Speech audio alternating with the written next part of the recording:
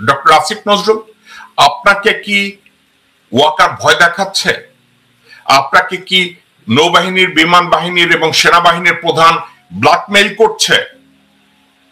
এর জবাব আপনি দিচ্ছেন না। ডক্টর আসিফ নজরুলকে বলেছিলাম, doctor Asif Nazrul, digital security অ্যাক্টে যতগুলো মামলা হয়েছে একটা প্রজ্ঞাপন জারি করুন, জারি করে বলুন ডিজিটাল সিকিউরিটি অ্যাক্টের যতগুলো মামলা হয়েছে প্রত্যেকটা মামলা এই মুহূর্তে স্থগিত করা হলো এবং এই মামলায় যত মানুষ হাজতে রয়েছে তাদেরকে নিঃশর্তে মুক্তি দেওয়া হলো। এগুলো আমরা খতিয়ে দেখব এবং এই মামলাগুলো আমরা ইতিমধ্যে ডিসমিসালের আমি ব্যবস্থা করবো। আসিফ নজরুল সাহেব, আপনাকে আমি এই উপদেশ আজ থেকে মাসখানেক 2 মাস আগে আপনাকে আমি দিয়েছিলাম।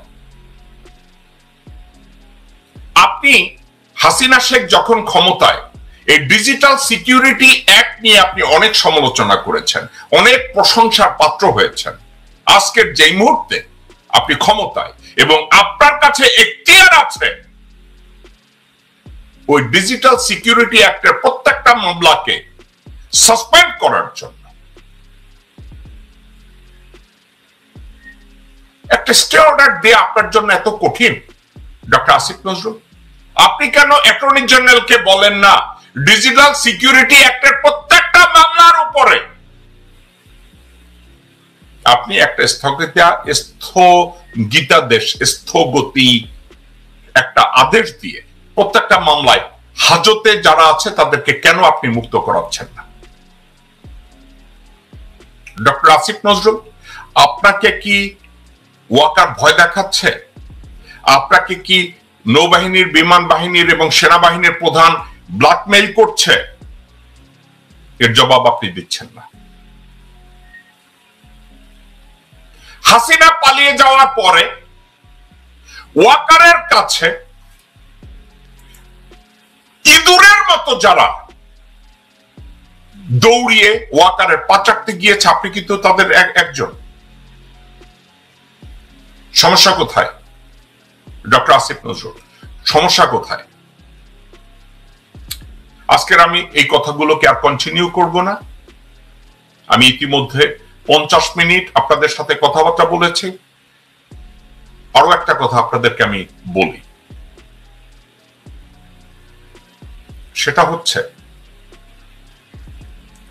আমি জুলাই আগস্টের অভ্যুত্থান ব্যর্থ হয়েছে এই কথা যারা বলছে, আমি তাদের বিরোধিতা যেমন করছি না, আবার আমি সাধারণ মানুষ যারা, আমার মতো সাধারণ মানুষ যারা, আমি আপনাদেরকে বলব আপনাদের হতাশ হওয়ার কোনো কারণ নেই। আমি সমন্বয়ক যারা, আপনাদের দৃষ্টি আকর্ষণ করে একটা কথা বলি। সমন্বয়ক, ছাত্র, কোঅর্ডিনেটর আপনারা যারা আছেন, আপনাদেরকে আমি একটা কথা বলি, সেটা হচ্ছে এই যে মানুষ আপনাদেরকে সমালোচনা করবে। আপনারা জুলাই আগস্টের বিপ্লবে একটা ভালো রোল প্লে করেছেন। এখন একটা কথা সবসময় দর্শকবৃন্দ আপনাদের সবার মনে রাখা উচিত, সবাই যুদ্ধ করেছে, ঠিক আছে, কিন্তু যুদ্ধে সব দল জিতে নাই, একটা দল জিতছে। ফর এক্সাম্পল, ওয়ার্ল্ড কাপে কতগুলো দল খেলে কিন্তু জয় পায় ব্রাজিল, ফ্রান্স, স্পেন অথবা আর্জেন্টিনা। যেই দল জয় পায় তাদেরই জয় জয়কার হয়। বুদ্ধিমান মানুষরা কি করে, তারা যারা বিজয়ী দল তাদের প্রতি যেমন সম্মান থাকে, বিজিত যারা বিজয়ী হয় নাই তাদেরকেও সম্মান করে। এই মুহূর্তে সমন্বয়ক যারা, স্টুডেন্ট কোঅর্ডিনেটর যারা আছে, তাদের অর্জনকে যদি আমরা সম্মান করি তবে আমরা ছোট হব না। স্টুডেন্ট কোঅর্ডিনেটরদেরকে সম্মান করলে বিএনপি বা জামায়াত ইসলামীকে ছোট করা হবে না, কারণ বাংলাদেশ জাতীয়তাবাদী দল এবং বাংলাদেশ জামাত ইসলামী 16 বছর বহু দমন পীড়ন মোকাবেলা করেছে। এই জন্য মির্জা আব্বাস করে নাই, এই জন্য আমির খসরু মাহমুদ করে নাই, এই জন্য আব্দুল্লাহ আউয়াল মিন্টু করে নাই, এই জন্য সালাউদ্দিন করে নাই, এই জন্য ইকবাল টুকু করে নাই, এই জন্য সানা ওবায়েদ করে নাই। এরা সব ভারতের তল্পি বাহক। এরা বেগম জিয়ার বিপক্ষে, এরা তারেক জিয়ার বিপক্ষে, এরা বিএনপির বিপক্ষে, এরা 20 কোটি মানুষের বিপক্ষে। Therefore, আমি সবাইকে আপনাদেরকে বলবো, আপনাদের দৃষ্টিভঙ্গির পরিবর্তন করুন। এটা মেনে নেন যে বৈষম্য বিরোধী ছাত্র আন্দোলনে যারা নেতৃত্ব দিয়েছে তারা বিজয়ী হয়েছে এজন্য কারণ তাদের ধাক্কায় হাসিনা দেশ ছেড়ে পালাতে বাধ্য হয়েছে। Therefore, তারা বিজয়ী। এখন এর জন্য কি আমরা বিএনপিকে সম্মান করব না? বিএনপির বহু নেতা কর্মী জীবন দিয়েছে, হাজতে গিয়েছে। জামাতে ইসলামের বহু নেতা কর্মী হাজতে গিয়েছে, জীবন দিয়েছে। এর জন্য কি আমরা তাদেরকে সম্মান করব না? অফকোর্স করব। তাদের প্রতি বিশ্বাস রাখুন, তাদেরকে সম্মান করুন। এবং আপনারা এই বিপ্লব ইতিমধ্যে ব্যর্থ হয়েছে এটা যদি বলেন, ওই হারামজাদা ভারতীয়দের তল্পি বাহকরা যারা 2 দিন পর পর বিভিন্ন সিটিতে আন্দোলন করে, ইসকন আন্দোলন করে, তাদেরকে উৎসাহিত করা হয়। এর বদলে ওইসব বিষয় নিয়ে কথাবার্তা বলা শুরু করুন। ডক্টর ইউনূসের যে সহযোগিতা পাওয়া উচিত ওটা পাচ্ছেন না, এটা নিয়ে আপনারা আলোকপাত করুন, এটা নিয়ে কথাবার্তা বলুন। এই কথাবার্তা গুলো বলা অত্যন্ত জরুরি, কারণ এই কথাবার্তাগুলো যদি আপনারা না বলেন তাইলে ভারতীয়দেরকে আপনারা উৎসাহিত করছেন, ভারতের তল্পি বাহকদেরকে আপনারা উৎসাহিত করছেন। দর্শকবৃন্দ, আজকের এই প্রসঙ্গে থাক। জুলাই আগস্ট 2024-এর অভ্যুত্থান সফল হয়েছে নাকি ব্যর্থ হয়েছে এটার উপরে আমি আরো কিছু কথা বলবো আগামী সপ্তাহে অথবা আগামীকালকে শনিবার, আগামীকাল শনিবার রাত্র 10টায় আমি লাইভে থাকবো। আপনারা যদি সময় পান আমার সাথে এই লাইভে অংশগ্রহণ করেন এবং আমি আপনাদেরকে ইনভাইট করি, আপনারা আমার সাথে যদি কোনো বিষয়ে কথা বলতে চান, আপনারা যদি চান আমি কোনো বিষয়ের উপরে কথা বলি, আপনারা কমেন্ট করুন এবং আপনাদেরকে আমি আহ্বান করব আপনারা আমার সাথে স্ক্রিনে আসেন, আমার সাথে আপনারা কথা বলেন। কিন্তু কথা বলতে গেলে আপনারা একটা বিষয় আমার সাথে আপনারা একমত হতে হবে এমন তো কোনো কথা নাই, আমিও যে আপনার সাথে প্রতিটা বিষয় একমত হবো এমনও কোনো কথা নাই। এবার সর্বশেষ একটা বিষয় আপনাদেরকে আমি কথা বলি। আমাকে বাংলাদেশ থেকে 200-300 মানুষ কল করেছে ডোনাল্ড ট্রাম্পের নির্বাচন নিয়ে। তারা যারা বলেছে যে আমেরিকায় বোধহয় লিগ্যাল ইমিগ্রেশন বন্ধ হয়ে যাবে, বাংলাদেশের লোকজনরা মনে হয় আমেরিকার চাইতেও তারা বেশি সচেতন ডোনাল্ড ট্রাম্পের নির্বাচন। আমি আপনাদেরকে একটা কথা বলি, আমেরিকার প্রেসিডেন্সি এমন কোন পদ না যেই পদে প্রেসিডেন্ট চাইলেই একটা কাজ কালকে করতে পারে।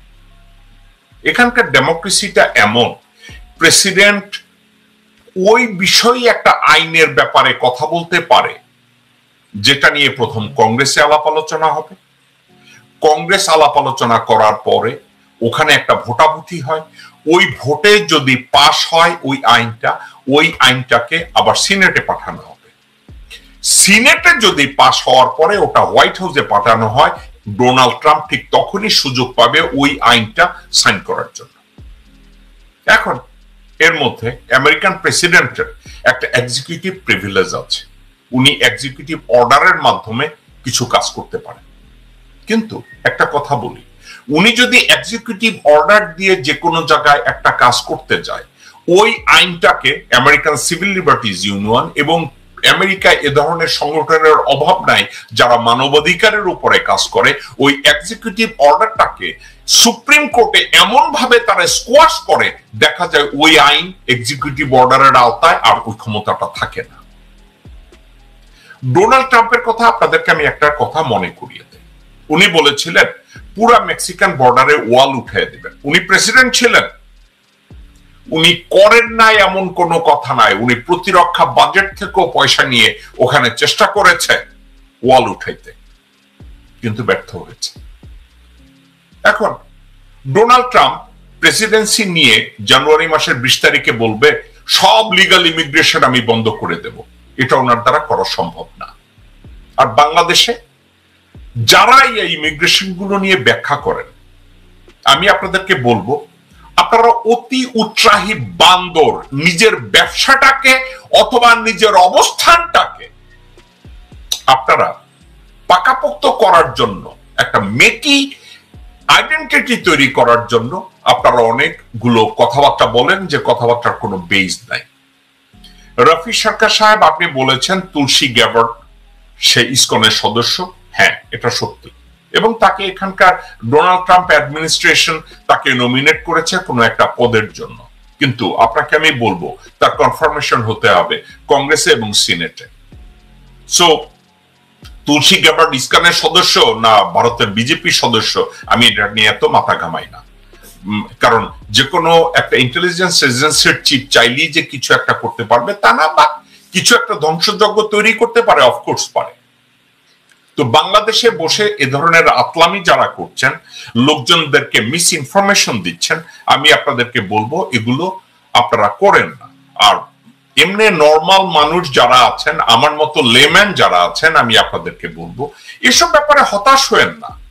বাংলাদেশের যেসব লোকজন বলছে ডোনাল্ড ট্রাম্প একেবারে আমেরিকা থেকে সব ইমিগ্রেন্টদেরকে লাথি মেরে বের করে দিবে, এটা বোগাস কথা। আমেরিকান প্রেসিডেন্ট চাইলেই একটা কাজ যে কোনো সময় করে ফেলতে পারবে, নট নেসেসারিলি। এ ব্যাপারে আপনাদেরকে আমি প্রায় বলি, আপনারা যদি আমার এই শোতে, আমি প্রত্যেক শুক্রবারে বাংলাদেশের প্রত্যেক শুক্রবারের রাত্র 10টার সময় আমি লাইনে থাকবো, আমি অনলাইনে এই অনুষ্ঠানে এসে আপনাদের সাথে আমি কথা বলবো।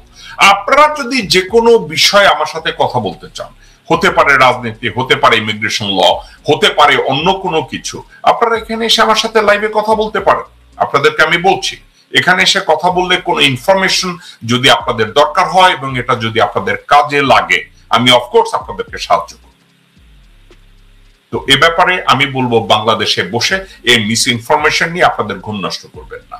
ইনশাল্লাহ everything would be okay. Donald Trump president হয়েছে, হি ইজ মাই প্রেসিডেন্ট।